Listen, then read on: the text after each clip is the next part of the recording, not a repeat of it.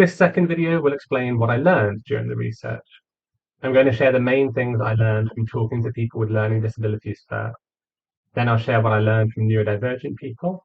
And then I'm going to talk about some of the similarities and differences in what both groups said. So these are the main findings from talking with leaders with learning disabilities. Finding number one, there are not many people with learning disabilities working in senior positions in the UK's creative industries. They are employed at a high level in a small number of organisations. People mostly work as directors and facilitators, consultants and trainers, or as board members, chairs, and deputy chairs. Most leaders with learning disabilities are in co-leadership roles with a non-disabled person at the same level. For example, co-directors, co-chairs, etc. People with learning disabilities aren't usually responsible for line managing other people. Finding number two, people with learning disabilities can be effective and capable leaders. People working at senior levels were valued by their colleagues and they produced high quality work. They were creative and they cared about making things accessible for other people.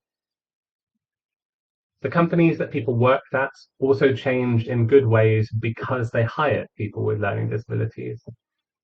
Organizations said they slowed down more and learned how to be even more inclusive. Some of the changes to meetings and documents also helped to other staff members who didn't have learning disabilities. Finding number three, more time is still the most important reasonable adjustment for leaders with learning disability. People didn't talk about needing any new reasonable adjustments when they started jobs as senior leaders. More time was still the most important thing for them to learn about their new job, to communicate with different people, and to be involved in making decisions. People talked about having more time to think during meetings, more time watching tasks before doing it themselves, and making the time to ask questions. Finding number four is that most people with learning disabilities have training before starting senior level roles.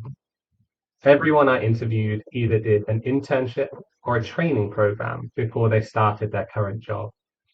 These usually lasted a year, sometimes two.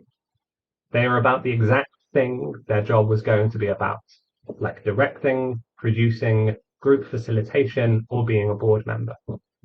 This helped people understand what tasks their job was made of, and it let them practice. Finding number five, people with learning disabilities did their jobs well when they had well-trained support workers.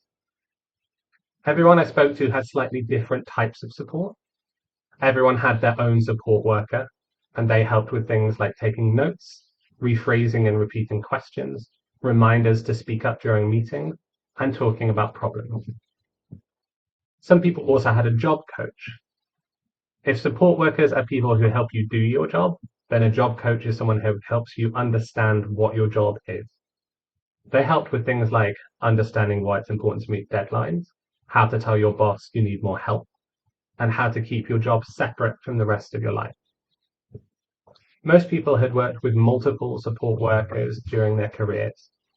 The best experiences were with people they had met and worked with before, had specific training, and had work experience as a support worker. The best people were also people who could consistently work with a leader with learning disabilities over several years.